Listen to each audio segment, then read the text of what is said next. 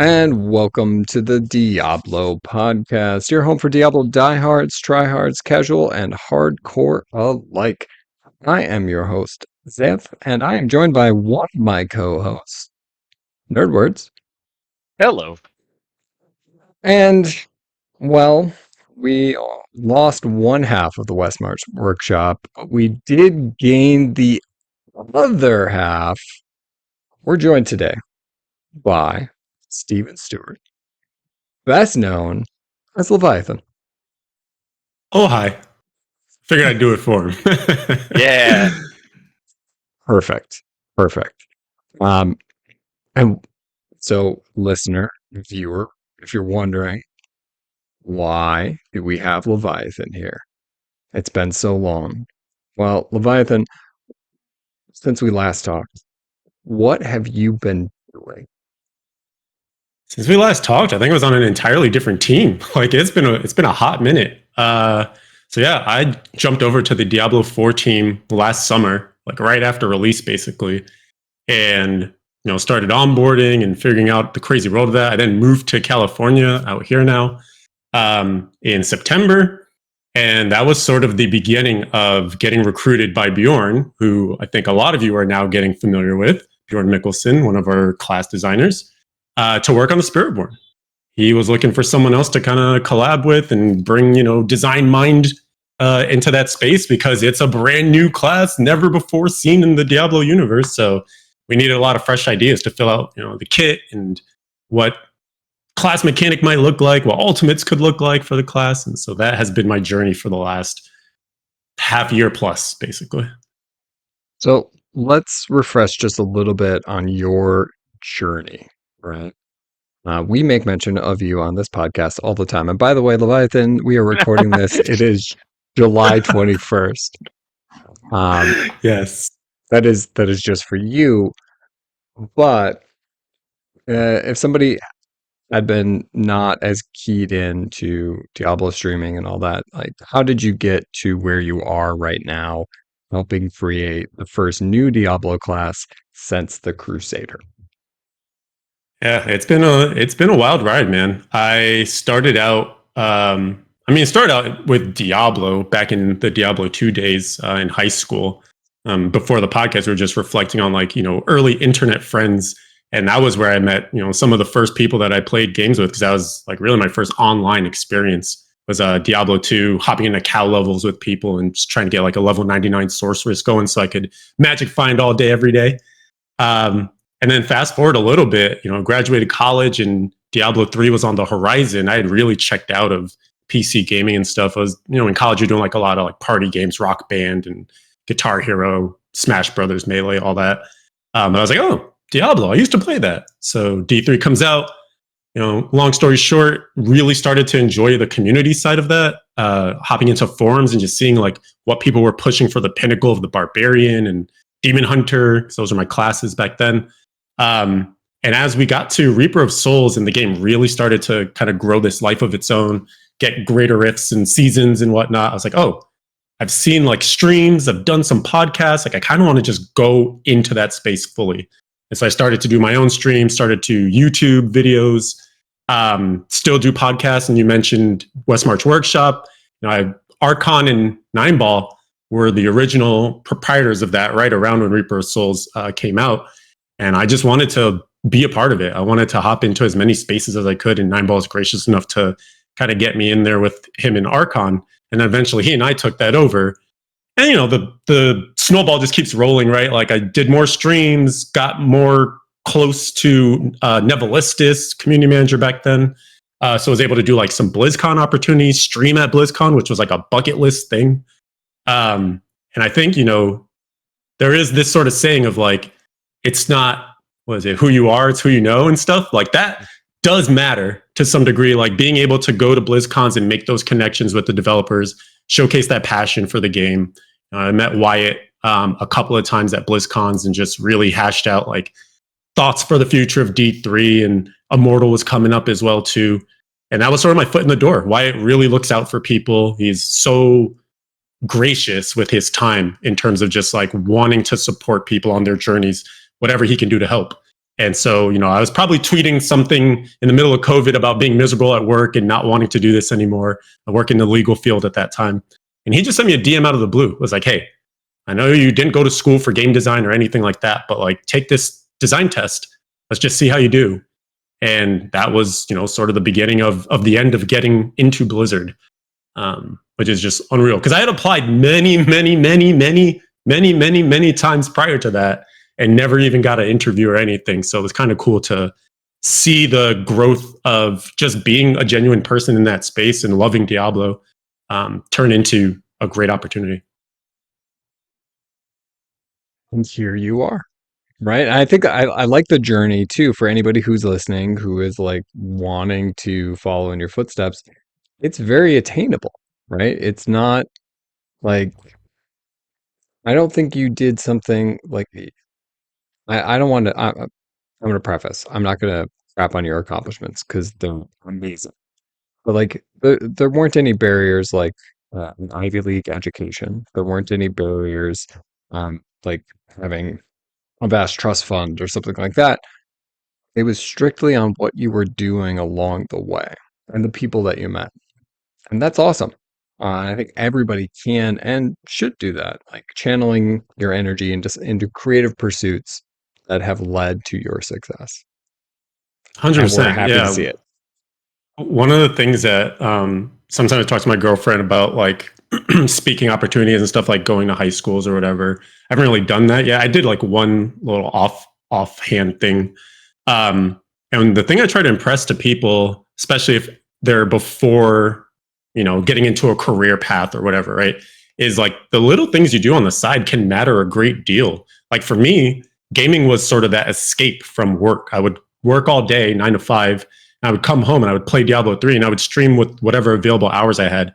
Oftentimes, neglecting sleep, but it was fun. Like I wanted to do the 24-hour streams and like try to chase the hardcore leaderboards and stuff. So it didn't really feel like I was doing anything to stretch myself beyond, imagination.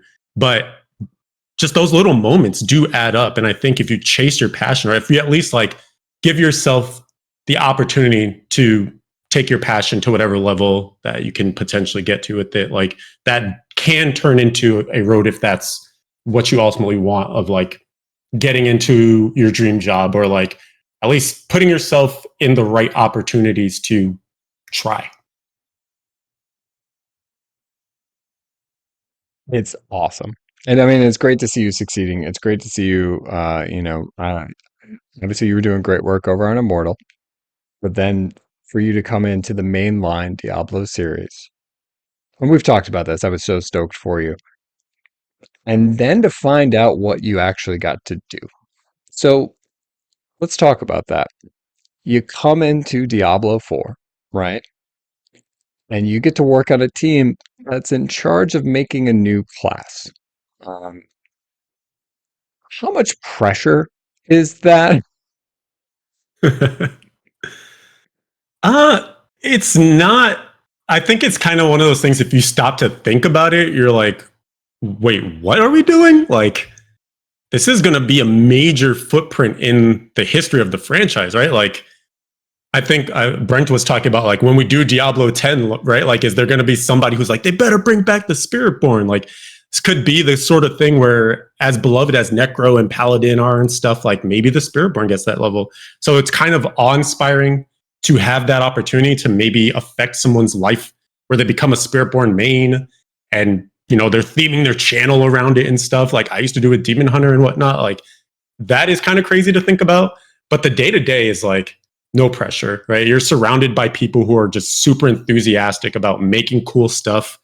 One of the things that often comes up is when you're doing a class that doesn't have a tie back to something that has existed previously, it opens up that floodgate. Like there have been so many times where Bjorn and I, we sit right next to each other in our little pulpit, and we're just like, what if we did this? And we just start to prototype like crazy stuff.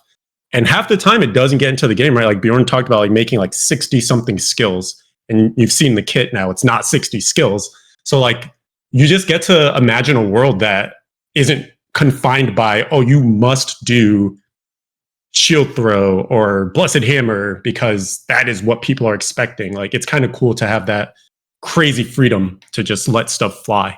And so that doesn't like come with any pressure, I don't think, because why not? Like, no one has an expectation for what this class needs to be. So we just get to do whatever we want. And the pressure, I think, will come now and on release when people are actually getting to see it and formulate those opinions and eventually make the builds. And like, you know, I'm sure Rob's going to find something broken and somebody's going to say it's underpowered, and we'll be right back to where we are with the live game. But yeah, I think that's where the pressure will be when we need to like start making those adjustments and things.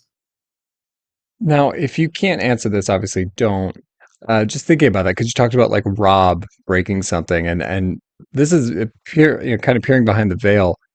Is it for you as a class designer, if Rob breaks something, or somebody else comes up with a build when it launches, comes up with a build, is it your team that has to kind of go in and fix it, or is that a separate team that is working out the numbers beforehand that would come back to you?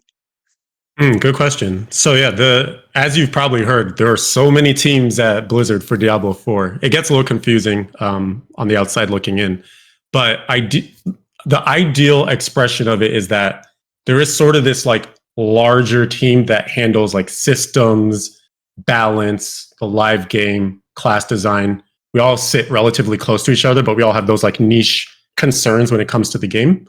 And so the way that's been explained to me is we will continue to support the Spiritborn, release day, season 6, all that good stuff. And then at some point it just enters the zeitgeist of like being part of the live game.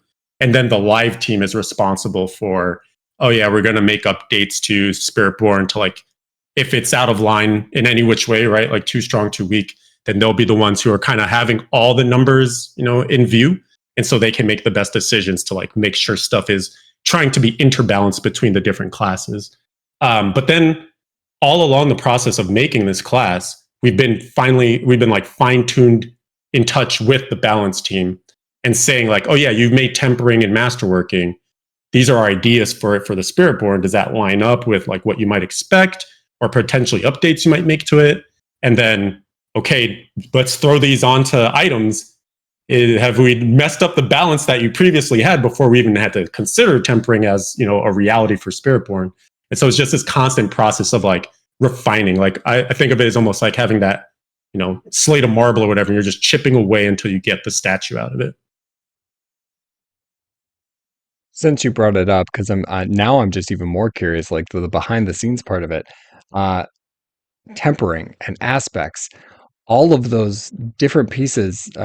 So the aspect system did exist for all the other classes when they were being created, not as fully fleshed out as it is now, but tempering didn't. Did the inclusion of tempering making the Spiritborn harder? From scope, yes, because we have amazing producers and their job is to just see the future and be like, okay, designers have X amount of time before we hit whatever milestones we're aiming at to get work done. And so they're literally plotting out like all of our hours, including vacation time and weekends and all that, right? Where you're not going to be in the office. Like, okay, you have these many hours of development time. And then they throw tempering in and like, okay, we weren't planning for that. So now how do we fit that into the scope of what we're doing? So that can make things kind of interesting. But it wasn't hard necessarily to do tempering because we already had examples of it, right? And in fact, we were kind of at a advantage from the live classes because we got to see tempering come out and reactions from the community as to like which things people were gravitating towards, more double casting, less increased size for stuff, like especially in the same slot. Just the competition between the different ones. So I think we were able to look at Spiritborn tempering and say, okay, if we organized it differently, can we make the process of tempering better? Like we already know stuff bricks. That's just the reality of the system right now, until it changes, but maybe it won't. And we want to try to find that sort of like next level of tempering that feels even better than what is currently there. And that's sort of that interplay that people have been talking about too, right? Where like Spiritborn looks really good. does that mean the other classes need to catch up to Spiritborn? And I think in some ways we are kind of like setting a bar, or at least trying to, of like, here's all the things we get to do because we get to observe the live game and keep making changes because our thing isn't out yet. So that's sort of where tempering has landed, where like we feel really good about how we're categorizing some of the different ways to like interact with mechanics, the skills themselves, and not have any of those hopeful moments of like, I got something that just doesn't work for my build at all. Crazy. I'm just imagining the juggling that has to happen to I'm kind of make stressed this out all. about it myself.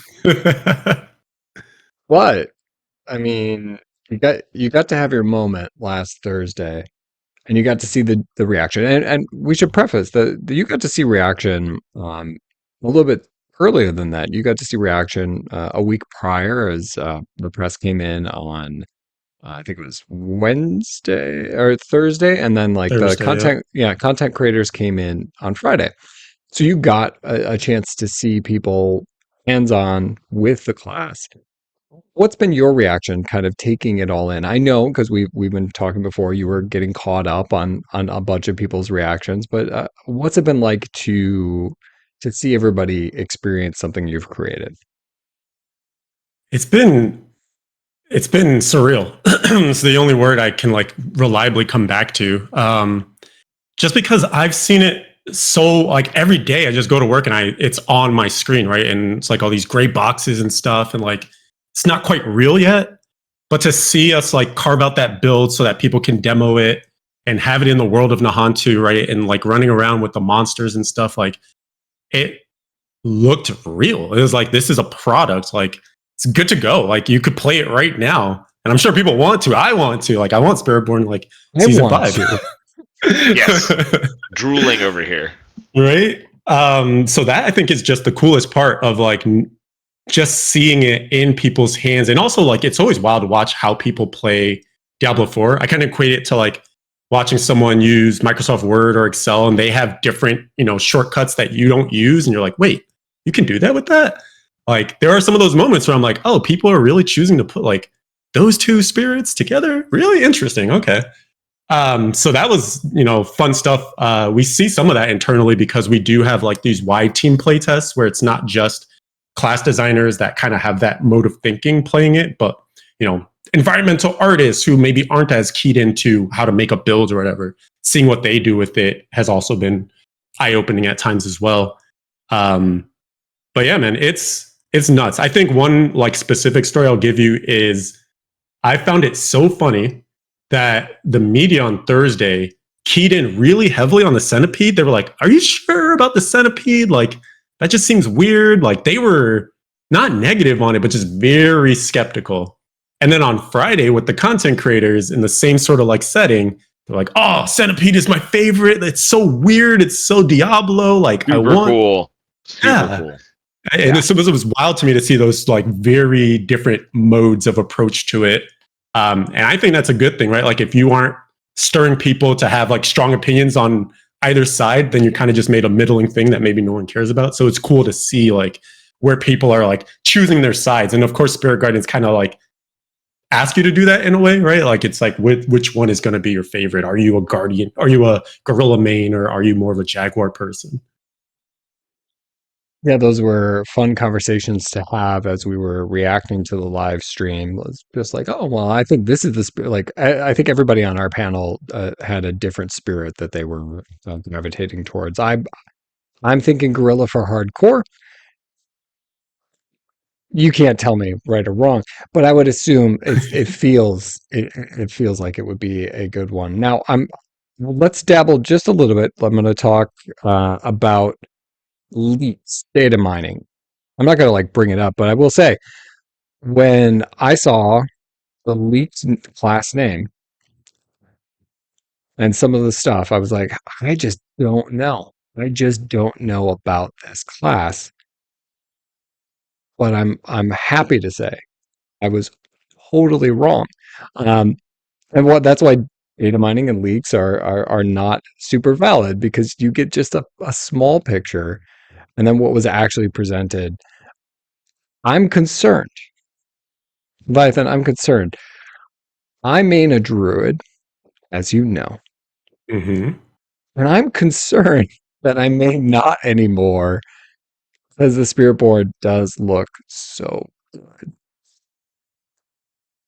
That's understandable.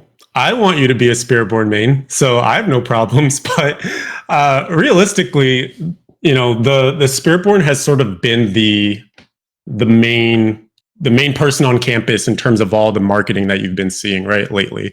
And there's other beats coming up too, like Rod was mentioning on the kind of funny stuff. That Gamescom is going to be another big moment for expansion 1. You'll hear a lot more about what's to come. But because Spiritborn has been so front and center, I think it's giving people a lot of these like identity crises where they're like, wait, but I thought I was a rogue, but am I not? Like, are we doing something here? Like looking at Spiritborn with like the side eye, like is you and me, like, are we doing this? So I'm excited to see how many people do jump ship, and maybe it's just for a season and then you kind of go back to that old love. But do not neglect the fact that expansion 1 is an opportunity for us to do stuff for the existing classes as well. So it's kind of like what you were just talking about. You got a slice of the picture, but there are more pieces of pizza to eat. So it's going to be a tasty meal come expansion 1. I've been with the same class for so long. It's going to be nice to maybe try something new. And Variety's the I'm, spice of life. yeah, it is. I think Sanctuary is going to be overrun by Spiritborn come the launch of season 6. But that also means it's going to be easy to get Spiritborn gear because we can just trade. So This that's is kind of a true. total win. Um, yeah, I've got no qualms with it. I'm ready. I'm ready to rock it. And Actually, to that point, though, I did find, I'll throw this question at you. I found it interesting. I was listening to a podcast that Anna, Rob, Don the Crown, and Barricade did. And Don was saying that, like, he wasn't sure if he would start a Spiritborn because if there's some sort of like race to whatever, right, for the expansion, kill the boss, be the first one. Maybe you stick with something that you're more familiar with, right? You got this home of like, I've been playing the sorceress for, since release. And so you really know that class inside outside. Someone here does that. I don't know. So maybe that's like, if those are goals you have, then you put the Spiritborn off until you accomplish those sorts of things. Cause it's almost like guaranteeing your best chance at accomplishing that goal faster than other people. So I'd be curious to see how many, that's also a very sweaty approach, right? Like, I don't know how many people are in for that versus like, I just want to experience the fun of the new thing also while going through the new, addition to the campaign and stuff. So I do think you're right. I've seen another meme. It's like the Simpsons meme. I think Rob's been pushing that one where like it's everyone in the bar. They've just got the Spiritborn on their head. yeah, Nerds, you main a Sork.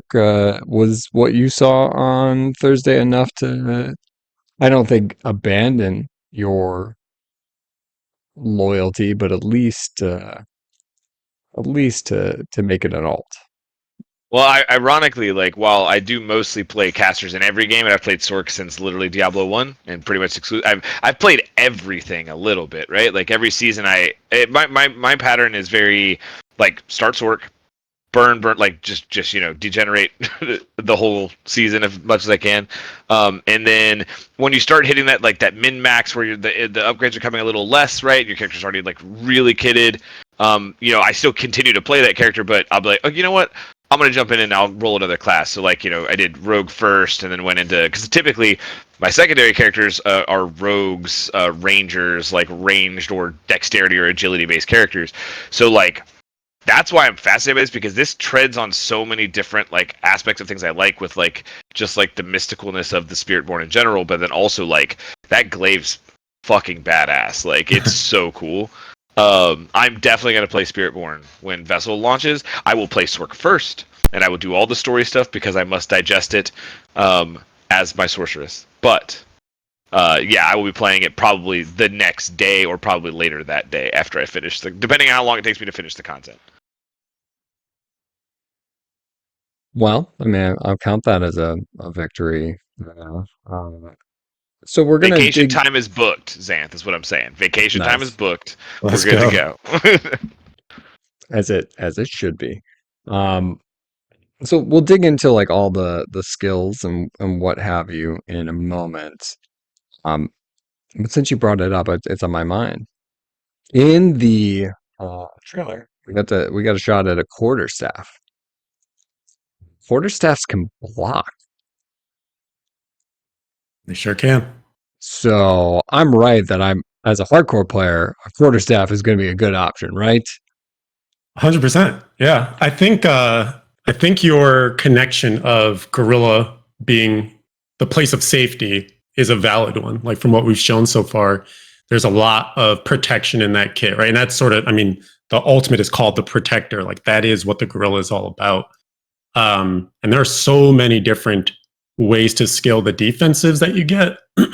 So primarily you've got Resolve, which is sort of like the new mechanic that's attached to the Gorilla, but you can get it in other different ways too, but it's primarily a Gorilla thing. And that's just pure damage reduction. And you get these stacks to play with. I don't know if this was explained as well as it could have been, but when you have just one stack of Resolve, you get the maximum amount of damage reduction it gives you, which I think right now is at 20%. And as you get more stacks, it's essentially like security for that damage reduction. You can build it in many different ways, but it falls off when you get hit. You lose a stack per hit. So the idea is like you want to build it back up faster than you're losing it so that you always have that damage reduction. But then there are other like things you can get from it. For instance, there's an aspect that gives you block chance per stack of resolve. So you have reasons to try to keep that resolve high because it then will integrate with your further defenses of getting more block. It's also other things in the Gorilla kit that give you block chance. So we're trying to hone in on like, if you want defense, go Gorilla and find like something that speaks to you there. We also have a lot of barrier mechanics as well. So between like, if you took all that and then some of the dodge stuff that like mainly lives within the Jaguar, like you should be fairly hard to kill, but we'll still find a way to kill you, Sam. Don't worry. It also sounds like I get defense my own way, rewarded so from it's fine. offense too, right? Like Yes. very much like defensive, yes, but like you're kind of like incentivizing aggressive offensive play and rewarded with those stacks. That's really cool. Okay, yeah, I'm excited. That's really cool. I think one of the most fun parts of working on this so far has just been playing with that idea space, right? Like between legendary powers, the class mechanic, Paragon, which we haven't even shown yet. There's just so many cool ways to get you to chase different mechanics in like ways you haven't maybe thought of yet. I think when it's the most successful is when it's just creating these like fun play patterns that you already wanted to do, and you're just finding ways to layer more reward on top of that, right? So like same like Nerd was just saying, like you want to kind of go in because you know it's going to reinforce your defense and also accomplish the job of like continuing to get those pit clears and stuff like that. So when you're thinking about how does my build like fully come together, we want you to have all those different Lego blocks to put, a build that really sings to your specific playstyle. I think that is what at the like ideal expression of the Spiritborn, when it's accomplishing its thing, it's that like it's the hybridization, the freedom to kind of mix and match the different parts of the kit and not have it feel almost like you're shoehorning stuff in, right? It all like sort of sings together and creates this like cohesive package. And that's like, when you get to play it, it'll just make so much sense. I think that is sort of the final delivery of like, you start to see the words and the images, but like the hands-on just brings all that together. I personally can't wait to actually play it because I feel like I understand the class, right? I've seen the class mechanic, I've seen the skills, I've seen enough gameplay, but I very much do want to get in and experience it so that I can truly understand it, right? Play around. Because I feel like it strikes me as a class that is going to work, as you were kind of saying, when you were watching people play, like, oh, that's how you do it. I feel like the Spiritborn is the epitome of that. Like, this class is going to work really well with this version for me, and it's going to work very differently for Nerdwords. And I couldn't play Nerdwords' version of a Spiritborn, and he couldn't play mine because, like, they just are different play styles. And I think that's pretty exciting because I feel like sometimes class diversity is a little harder But like locking into one that you know feels really good for you is going to be exciting. Yeah, one of the things Bjorn often touches on is like we almost made kind of like 4 classes instead of just one class. And I think what he's trying to get at with that is because there's such wide like there's this intentionality between the different spirit guardians and how they intermesh with one another. But at the end of the day, they are representing sort of like different like moment to moment combat experiences and different ways to like traverse the world in Nahantu and stuff. And so you are going to sort of get this like, if I go mostly eagle, it's going to feel very different than if you go mostly gorilla or mostly jaguar, mostly centipede. And it's almost like giving you a sense of like, I'm kind of playing a class within a class, like ascendancies or things that you might have seen masteries in other games, right? Like this idea of like drilling down just one more level further to really speak to like the play style you're trying to get out of it. Which I feel like there's a nice logical connection there. Let's talk that class mechanic. Every class has its own mechanic, right? Some are stronger than others. Um, this one is the one that really, I mean, it feels very, very unique. How did that come to be? How did you get to this? Because you choose a spirit, and then suddenly all of your skills are are tagged by that spirit. There's no like I need to find X item to shift a few things over. No, this is built into the class itself. How did that come to be? Yeah, that was a very intentionally chased down mechanic for the class because we already knew that we wanted to have like aspects that speak to synergizing and hybridizing, right? Like we wanted you to say, okay, if you use a centipede skill, XYZ happens. And maybe it speaks to another mechanic that's sort of from the house of, Jaguar or something else. You're like, oh, centipede, Jaguar, mix these two. And I get like the best of both worlds. But to really bring that in was like, if we're going to have all these things that are tagged with these guardians, then we should give players a way to just very quickly get access to the tags and like kind of throw them around as they need to. Like there could have been a choice to itemize that, right? And you see that, another druid example would be like Tempest Roar. That is like the king of getting tags sort of going and doing things. And it's a bit of a druid mechanic in itself. But this is like trying to take that experience and really make it a home, like a part of the home of the class itself. And so once we kind of knew that was something that we wanted to touch on in terms of like having a lot of skill tag manipulation and chasing that down, then it just made sense to put that into the class mechanic itself because it's a thing you can change ad hoc, right? You probably won't once you really lock into a build, but early on, if you are trying to pick up like some passives that give you more movement speed because you're trying to really get through hell tides faster, then you just throw the eagle primary in, and now all your skills are eagle skills, and it's proccing that passive that gives you mobility, it gives you increased movement speed whenever you use an eagle skill. And so you can start to see those lines get drawn even from like, early levels of the Spiritborn. But once you get to end game and you're really trying to make like all, your aspects come together, I think that's where you're going to see a lot of excitement from feeling like you've really mastered the class mechanic. And it might take me a while, but I'm excited.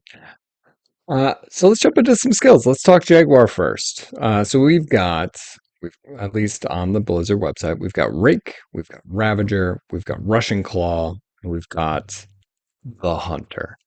Um, so Leviathan, as you're constructing these Jaguar skills, well, first, I guess, how does a skill come to be?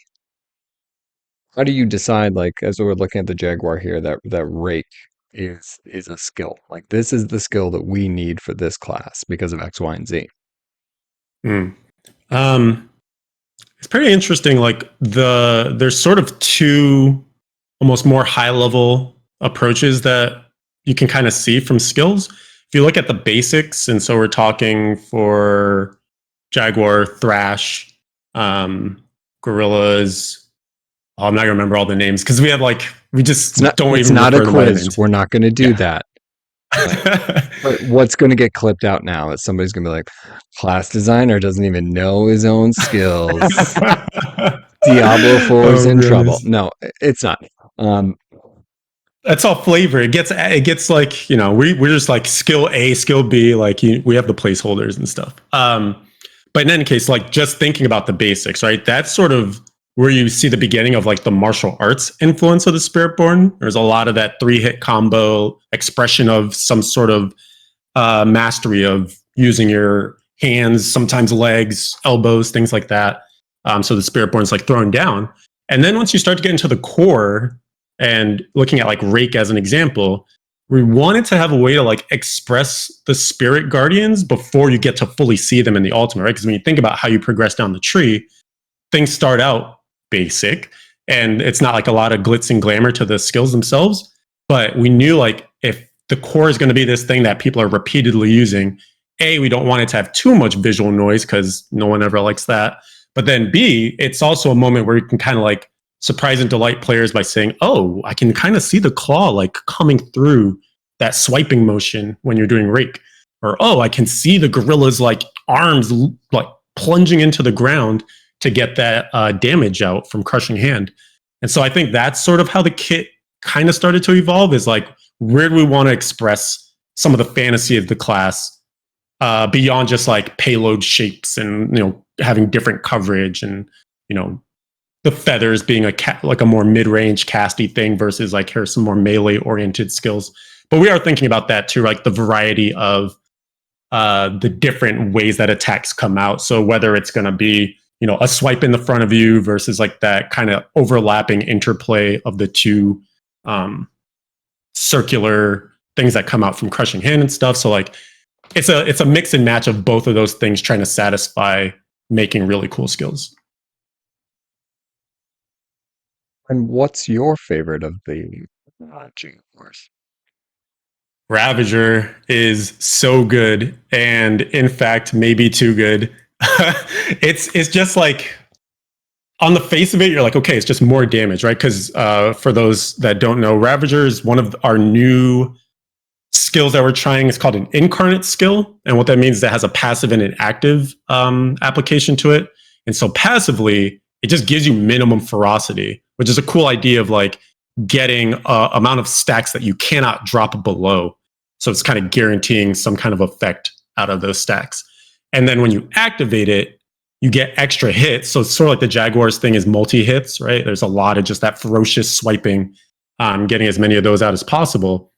But then there are these like kill streak things that can occur too. And it feeds into the ultimate as well, where like if you kill stuff, you maybe reset the ultimate. So it's trying to speak holistically to like the Jaguar kit itself. And then there's like cool stuff you can do in tempering with Ravager too, that like it's going to last a lot longer. And I worry that maybe goes infinite. Like it's going to be crazy, man. I think it's going to be a fun one for people to like really min max. So Ravager, okay, got it. Awesome. Check out I find it like tempering. I put the builds together for the demo, and one of the the goals of those builds was not to just like make the most powerful thing. It's supposed to be like a showcase of the class, right? So you want a wide variety of skills and interactions. I was having a hard time not including Ravager in like all those builds, like not putting Soar in all those builds because I'm like, well, we have lots of other skills that we want people to see, but I really like this one, and I think people will too. So I had to house it in just one build, but people got to see it. Nice. All right, let's move to Gorilla. So for Gorilla, we've got Rock Splitter, we've got Concussive Stomp, we've got Payback, and we've got the Protector. Which one of these is going to keep me alive? I mean, the Protector, like it's got it in the name. When you are standing in that radius of protection, it's gonna be really hard to kill you. Someone's gonna try and drag you out of there, and maybe they'll be successful, and that's when you're gonna be like, oh no, panic, like evade back in, soar back in. But yeah, that is one of the skills that will certainly grant you a big moment of defense, almost like your oh shit button I don't know if we can swear on here, but I Yeah, just you did can. it. Yeah, Okay. I mean, yes, of I know course, you just try to please. like.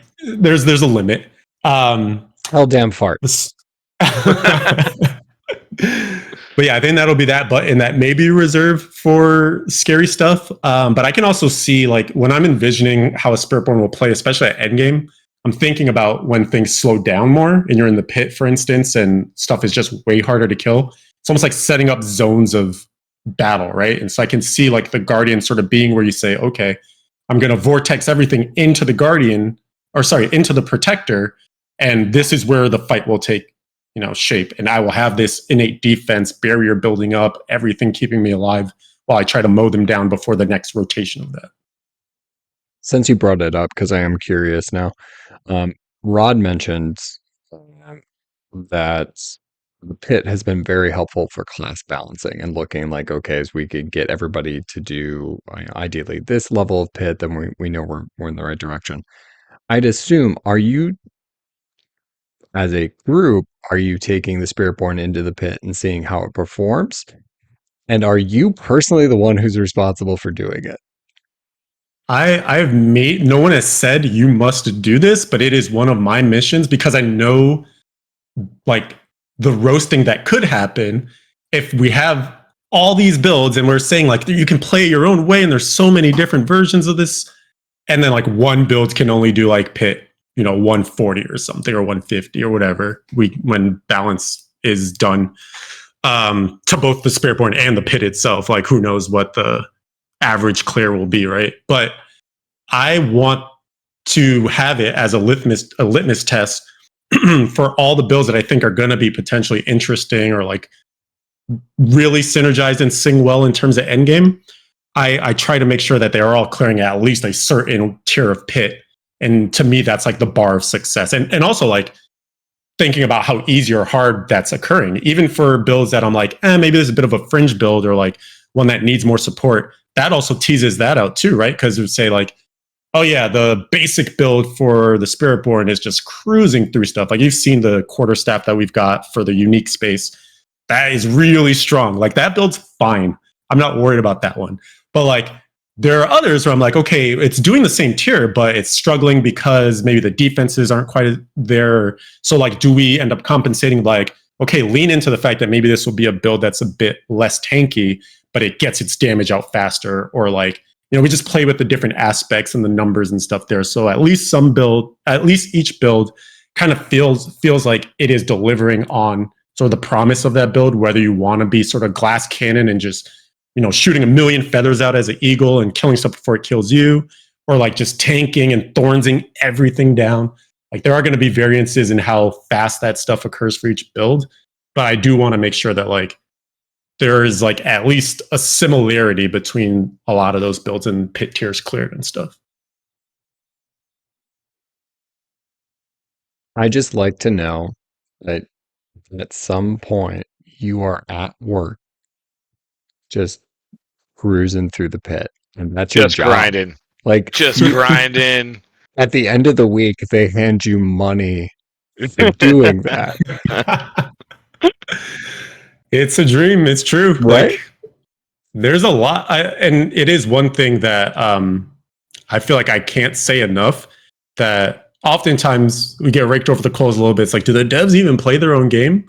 And I can't tell you. Like, I wish I could leak my like meeting schedule because we have so many meetings that are just gameplay testing, like play the game. For the Spiritborn, for instance, for like I don't even know how long we've had like at least tri-weekly play tests for just like class designer, like people on the feature team and stuff, to just dedicate time to playing the class and getting that, like seeing the visual effects over and over and over, getting a feel for like what does natural progression feel like when you're going from one to whatever level, having a character at endgame, and like what does that feel like. So we're just constantly getting these inflection points so that we know our North Star is still guiding us in the right direction for the Spiritborn. You can't get that without playing it. You just can't. I've always thought that argument about devs not playing is so stupid. Just because, like you were talking before about like visual artists, like they love art and they love making art, and they may not play games as much, So why not? Why do we need to judge how they're playing? Um, it's stupid. Having sat next to Rod and seen his account, that he's got more hundreds than I do. Um, like, Well, you do kind of, die a lot. shut your mouth. Um, but like, obviously, people are playing. It's just that like, not everybody. You guys also have to make the game, so you're not spending 8 to 10 hours streaming what you're doing and then just doing theory crafting the whole time. So, yeah, there are going to be people who are better than you at the game. It does happen. Yeah, Um, that's completely fine. Yeah. That's why we work together, right? Like that's why we care a lot about that community feedback, because we know there are going to be people that are pushing stuff to its literal limit, and we may not ever, or like at least not get there as much, right? So you don't want to like have this isolation between like, well, that's what they're doing, but we know what we're doing inside here. It's like, why not use the resources? We have people that want to spend as much of their free time as possible playing. And so that's why we have these partnerships and try to listen to as many different voices as possible. Absolutely. All right. So before we move on to Eagle, do you have a favorite gorilla? Favorite gorilla skill, I should say. Gorilla's a little tougher for me because it's not as glitzy. Like I will admit to being a player that does like flashiness a little bit. Like, multi-shot has kind of been one of my favorite things with the Demon Hunter back in the days and stuff. And the gorilla doesn't quite do that. It's almost like understated how powerful the gorilla is. When you see the visuals for it, it's not like the fire, or the feathers or anything, or the poison, which is so visually pleasing. So I feel like it's a little harder for me to fall in love with some of the skills, but I will say that Concussive Stomp is actually one that I think maybe won't initially see the most play because it's not flashy. It's more of a defensive skill and knocks enemies down, and can do other things to it. It's like a thing you can hook into. Also has some aspects that let you do it for free and stuff, or like cast with other things cast. So there's some cool synergies there. I think it's going to like be an interesting part of the kit. Again, a lot of my brain lives in endgame, and so I'm thinking also about like, how do you think about mitigating damage? Well, there's taking the hit, but then there's also preventing enemies from just acting, and that could be a part of what you throw in as well to stay safe. And how many Spiritborns are going to be named Harambe? Well, That way meme is more coming now. back. I'm not I that hadn't even- original. I hadn't even thought about that. Yeah, I'm not very either. So. But I might have reserved the name. So dibs on that. Okay, let's move to Eagle then. So Eagle, we got Soar, we got Quill Volley, we got Razor Wings, we got the Seeker. And obviously there are others. I'm using only Blizzard approved material on this interview. So keep that in mind. So Eagle wise, you've already mentioned Soar many a times, and it does look pretty cool. Is Soar your favorite Eagle skill, or is there something that I'm sleeping on? You would think that would be the case. And I think I'm going to cheat, and I'm going to say Soar is my favorite Spiritborn mobility skill. But my actual favorite Eagle skill is Razor Wings. And it looks so fucking cool. Like that spell. As a sorceress, I'm like, I want that on my sorceress. Like, what is? Yeah. Anyway, sorry. It's great. Like what would that even look like on a like throw out like a frozen orb that comes back to you or something? Like, I don't know. Oh, I'm very happy with Frozen Orb right now, but this, it just looked. This was the first thing that went. Like all of it was cool. This was the one that was like, okay, I'm going Eagle. Yeah. Eagle's got the flash, man. Razor Wings is just so neat because it does have that boomerang. It kind of gives me like Twisting Blades vibes, but you get to control it more. Mm-hmm. And we have so many cool interactions with it. Like Rudijo has a clip that's going around where you get like the free cast after you use an ultimate. There's a passive in the tree that allows you to like cast a skill of a certain tag if you used it right before your ultimate. And so you can spam out a lot of Razor Wings. We might look at that. But Razor Wings is just so neat because we have like another aspect. It was one of the ones I threw in the demo where if you use counterattack, which is a Jaguar skill, and have the Razor Wing come back, it will bounce back out. And so you get these moments of like playing like catch and return with your Razor Wing. And then like even in the AB upgrade, we call them AB upgrades. I don't know if this is like out there, but like that's sort of what we're talking about with the choices at the end of the skills. One of them lets you do like the 3 Razor Wings rotating around you. And even that like has some of that boomerang action to it as well. Like it does come back and you can bounce that back out. Like it's just such a versatile skill. There's also an aspect for it that can turn it into an incarnate skill. So then you get an active and passive version of it. And yeah, it's wild. I love Razor Wings. It looks awesome. It already looked awesome. And I just like now I'm just geeked. So that's very cool. That is very cool. The Seeker looks sick though too. Like I think that like all of the ones that are shown off in the article are really, really great. All of the like the big skills, the ultimate skills, but like the Eagle one, yeah, it's so rad. It's just so cool. You're right. It's super flashy. I'm into the flash for sure. Yes. And one of the like things that we're trying to do with ultimates, since we're talking about a little bit, you know, it's actually another upside of us developing the Spiritborn while the live game was going on, because we were getting to see sort of like where opinions were falling on just different systems in different parts of classes and stuff too. And ultimates were kind of down bad, right? Like people weren't really hype on a thing that you can't scale well and you only get to use like once every 45 seconds or something for most cases. A lot of the ultimates that do get used, you think about like Grizzly Rage or like Wrath of the Berserker, they're sort of like things that already empower you versus like a thing that comes down and does something powerful. Mm-hmm. So we were thinking about that space and be like, okay, how can we like improve on that for the Spiritborn?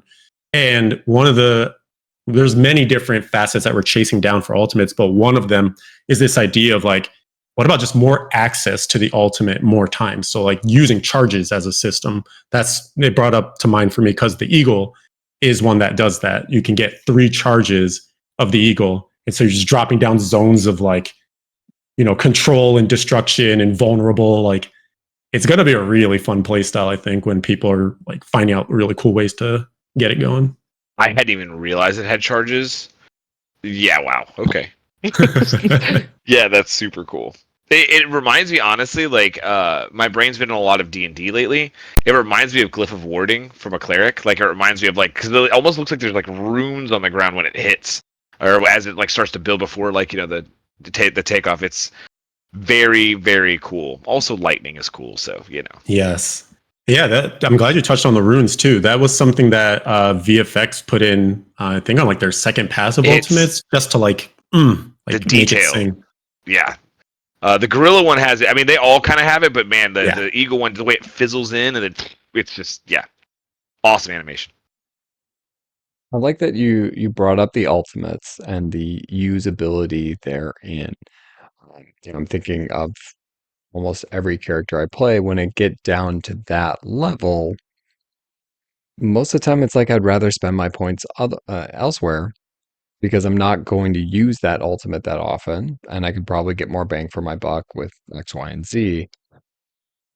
As you kind of alluded, it feels very purposeful with the ultimates, and it seems like it would be hard not to use them. And it's not to say that I'm sure there are builds that will probably have no ultimate, but it feels much more ingrained where you want to take it. And I think that's exciting. It's like to get that far in the tree and then not choose something just feels wrong all the time. Mm-hmm. I'd like to see that with this class. Yeah, I mean, the Spirit Guardians are so important to the expression of the Spiritborn. Like, we want to make sure that you just don't neglect that part where you get to see them. It'd be nice to, like you said, see that in builds. My hope is we don't over-index and it feels mandatory, because that's not a great world to live in either, where it needs to be on your bar. But yeah, if there are builds that like love having it and builds that like there are just too many good options, so you don't take one, that would be an awesome world to live in, because that's, you know, again, variety, spice of life, all that good stuff. So let's move and don't forget, real quick, those tags, right? We talked about the class mechanic. Those tags, every skill, right? Ultimates are skills. So those tags go to the ultimates as well. And so that you can start to, again, spin the wheels and think about like, okay, so what does this open up for me? Like when I cast the hunter, is that going to do something that turns on another power? And it's wild. And we already discussed, it's July 21st. There are still several months until we get Is to it play October this. yet? Yeah. It's not. Yeah. And that was something that came up when we were talking with Rod of just like this. There is so much to be excited about, and October is not that far away. But the more I'm looking, the longer it feels. Mm. I feel that. I'm right there with you. I want to. Where's the button to? You know, you can like skip cutscenes. Like, how do we skip months? Like, where's that technology at? Yeah, it would be nice because I very much want to get hands on with this, and I'm not going to win a contest to go to Gamescom in Germany. Like that's not going to happen. And as I discussed on Kind of Funny, it won't because it would look wrong. You don't get to sit next to Rod Ferguson and then win that contest, even though I'm eligible. Right. It's a bad look. The Um, optics. like, oh, there's that bald dude out in Germany now.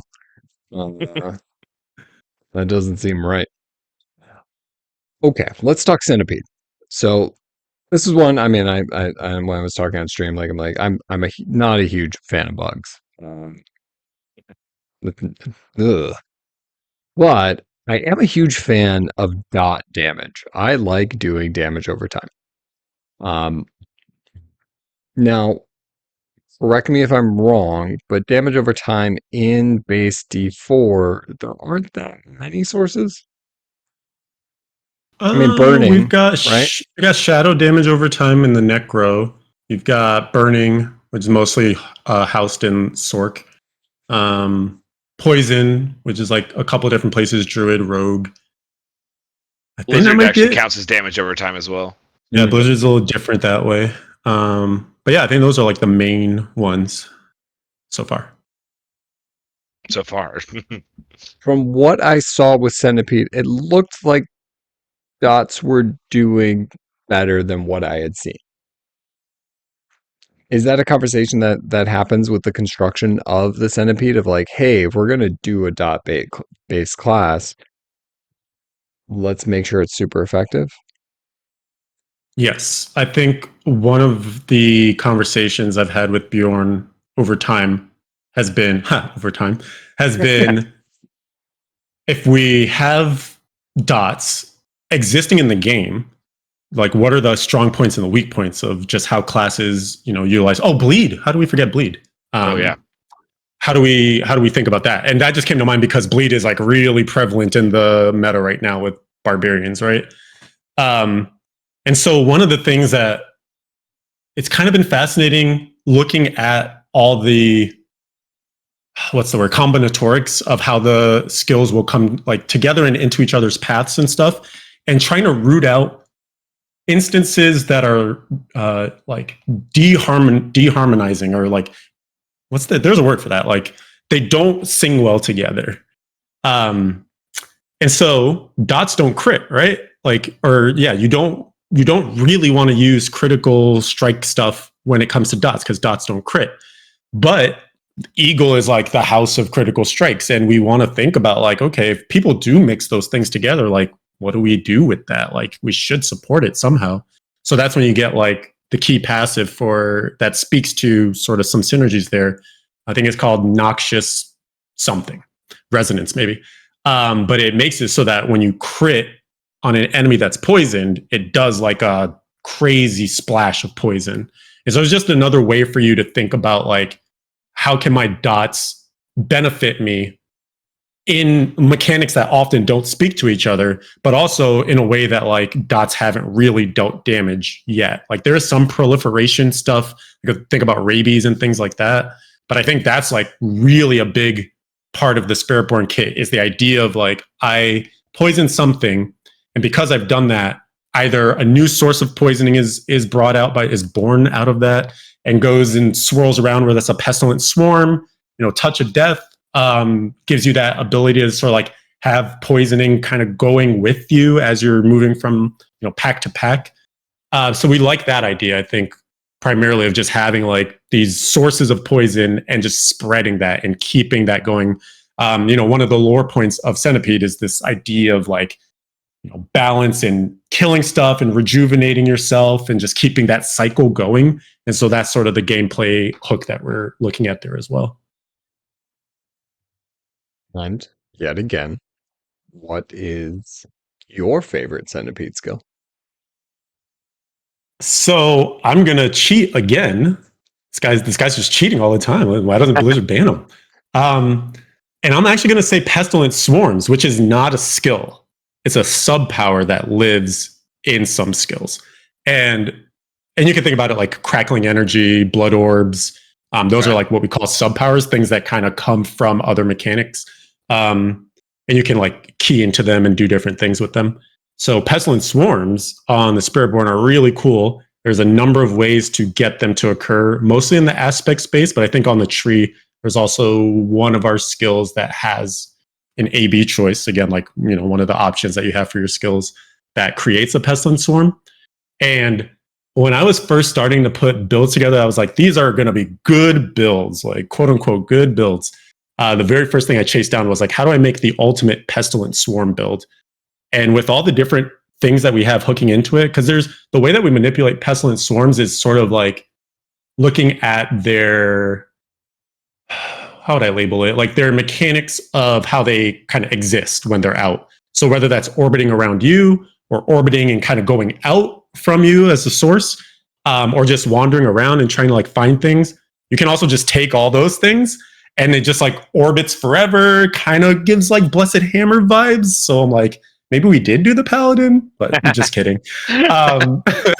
It's so much fun. Like I could not stop giggling like a little like school kid when I finally got it all working just the way I wanted to. And I would like call up the Devourer, which is the ultimate for the Centipede. He can make Pestilent Swarms occur when he kills things, and then it's just like rotating around the screen. Like, so cool, man. Like that. Yeah. I'll just leave it at that. I love that the Devourer looks like a Giga Hydra. Like it's like a Hydra, but it's like a nuclear Hydra, right? And yeah, that's. I mean, it just gives me the creepy crawlies a little bit, but it's amazing. It's really cool. Heck yeah. And also, I don't like bugs either. So, like, yeah. I wasn't inclined to enjoy the Centipede. I can't tell you how many times, we would go home for like the weekend or whatever, and I'd come back into work and we do like, we have these stand-ups and like the feature team all kind of talks about what they're working on. And somebody would be like, yeah, so Saturday night, I was just Googling. I found all these weird bugs. And I think like it's a couple of inspiring ones here. And I'm like, why? Like, why is that in your search history now? Like, just looking at bugs, like, oh, don't like it. The things you do for work. When an ant gets into my apartment, I start freaking out, like much less, 100 like things. Yeah. It's not ideal, but it will be fun to play. Mm-hmm. All right. So we get to combo, right? We get to combo all of these different spirits, or we can go straight. So Leviathan, what's your combo? Again, like with the end game brain on. Actually, yeah, I want two answers because I think early Hell Tides, progressing through world tiers, stuff like that. Jaguar, Eagle, man, you're gonna fly. Literally the first thing when I saw him, I was like, Jaguar just seems like my vibe, and then I saw the Eagle, and I was like, okay, I think I kind of want to like do like some sort of split between those two. So that validates me a little bit. Thank you. Yeah, man. like imagine a world where you're just rushing, clawing through enemies, and so you kind of get that like dash mechanic of just like zoom, zoom, zoom. Yep. You run out of enemies, just drop a soar. You like go over a cliff. Like the next set of enemies there, rushing claw again. Like it just feeds itself. It's gonna be so like agile and fast. I think that'll be great for like really leveling quickly and just getting all that early game stuff done. And then once you're transporting into end game, my eye is on Gorilla Centipede, because there is some stuff that really talks to like synergies with Poison and Thorns. And maybe like I know for some players it's not the most engaging play style, so I can also see like people will develop other things that they want to play at endgame. But to me, it just makes a lot of sense that, you know, Nerdwords, you keyed in on the fact that your defense kind of becomes your offense. So you're already like working against one of the things that is, you know, trying to get you in high tier pits and stuff, which is just the damage output getting higher. But then also like when stuff does hit you, you're throwing that back like 2-3-fold. So between you actively poisoning and attacking stuff, oh, I should make a point about this after this. Between that and then also just the crazy stuff we allow you to do with Thorns, like I took inspiration. So I did the class mechanic just to take some kudos there because I really enjoyed working on that. It was assigned to me, but I also really enjoyed it. You know, I'm a D3 player, and so like there's a lot of like stuff I miss from D3. I'm like, how do I sneak that into D4? So if you look at the Gorilla primary, it should probably remind you of Invoker a little bit because it's the ability to apply Thorns actively. And I was like, I played Crusader a lot before I went back to Demon Hunter.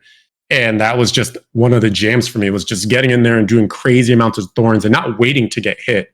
And I also still felt like it was delivering some Gorilla as well, like using that defense as offense. Because Thorns just tends to be a place that, you know, you're living in defensively, but then turning the tables on the enemy to give them the Thorns when they don't want to hit you felt really cool. So yeah, I think you have those active moments where you're applying, you know, Thorns damage and getting a lot of built up multipliers on that. And it also sings with poison in some aspects and such. So like I can see that one getting really far. So yeah, go ahead. Oh yeah, no, go for it. The other thing, because Xanth had mentioned dots in the existing game and just poison damage in general.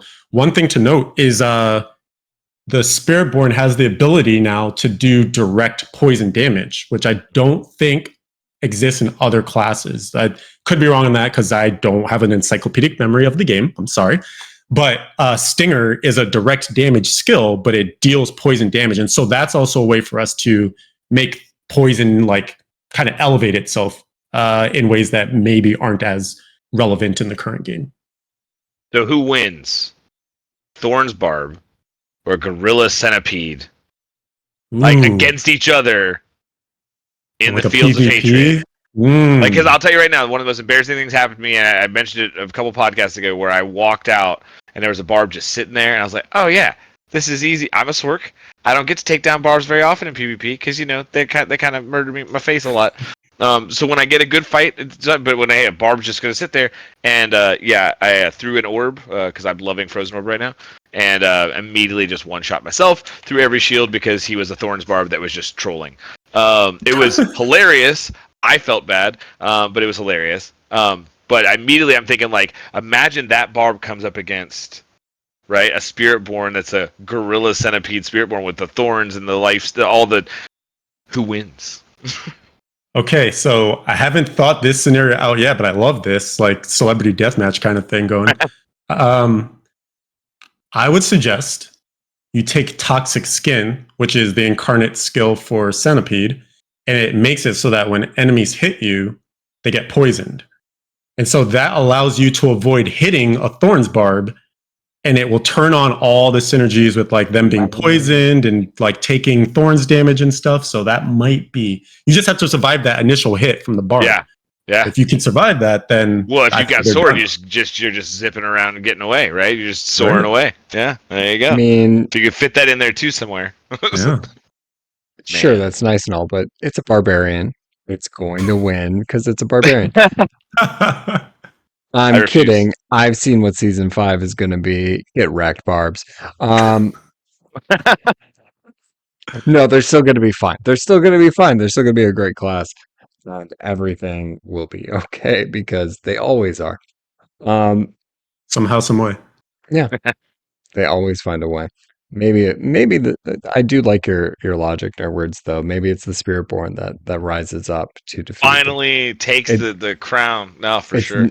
It's no longer Barbarian 4, it's Spiritborn 4. Or I think Which I heard is, Barbablo 4. Yeah. yeah, it's logical.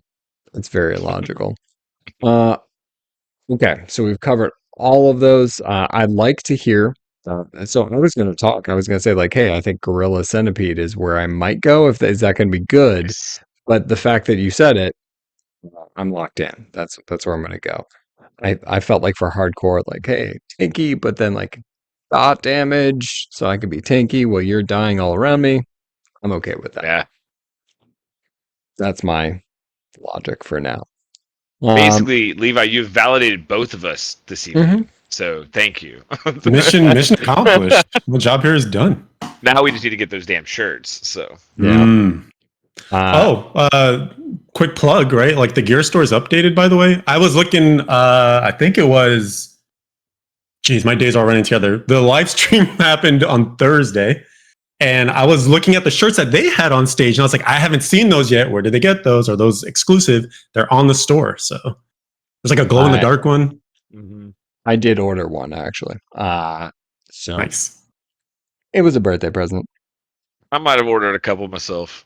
I got some in the cart right now. That Mephisto shirt, the wolf, so cool. Look at us geeking out about buying A little bit. nerdery. But that's a good plug. Go out there, buy something in that shop, and then more importantly, if you have not ordered Vessel of Hatred, you should probably do that because it is looking. We have spent a long time so far tonight just talking about the new class. This expansion is going to be way more than that. And I would assume if you're listening to a Diablo podcast, you probably already ordered it. But if you haven't, I feel pretty safe saying it's going to be a good purchase. You should buy it. Just buy it. Look at me being a shill. I mean, I can say it for you. I work for the company. Like, yeah, buy it. Buy it. No, Buy the thing I worked on, please. that's what we want. Okay, so we're winding down here. Nerdwords, is there anything else you need to talk to Leviathan about? No, one, it's just great to catch up, man. It's great to see Yeah. you. You know, I've known you a long time, and you know, when I met you back at BlizzCon, you know, what, 2014, 13, something like that. You know, you A were streaming decade ago. yeah, forever ago, right? So it's great to see it, man. It's great, and it's so cool to know you're working on the team and that you've had such a big hand in this and working on this new class. Because I think that this class, I think my favorite thing about this class is that it really takes a lot of the things that like you love about Diablo and just takes such a fresh perspective on it, right? Like I can see bits of things that have existed in the Diablo universe before with very new and interesting twists, but in a context that is completely different from anything we've ever seen. You have Soar. Great, so it looks awesome. Kind of looks like the Crusader, like come down, like you know, holy thing, right? A little bit, but it's a way different context and just it fits a different niche than that skill did too, right? I mentioned the Giga Hydra, right? But it's very different from what Hydra does, right? It's so cool. Like I just think that the flavor of this class is so cool, and knowing that you worked on it, man, is super awesome. I'm just glad to hang out with you and get to talk to you a bit, man. Dude, thanks, man. I'm freaking glowing over here. And it's not just because the apartment is hot, you know? Yeah. Yeah, I really appreciate those words. That means a lot to me from just knowing that the work is out there now and people are appreciating it. Like getting to hear these sorts of things are really validating. And I just hope that does show, like shine through for a lot of people to see that like the passion of people that play the game and play the franchise, right? I think in particular is something that we can then utilize to make cool stuff. Like have those moments of like, what did I really like in my previous Diablo experience, and how can I just take that to the next, you know, degree? That's something I'm constantly asking myself when I'm trying to make a new legendary power, or like think of a different version of a skill or something. So yeah, it is done with love and care and passion, and I'm just going to keep doing more of that stuff. I think what's really exciting to hear too, Leviathan, and you brought it up, is like the depth of knowledge that gets brought into D4. Like what we saw with D3 when it launched, because that was basically a whole new team that had not made an ARPG before. Because D2 had been shuttered and well, Blizzard North had been shuttered. A whole new team comes in to make an ARPG, and not everybody from D3 is on D4, right?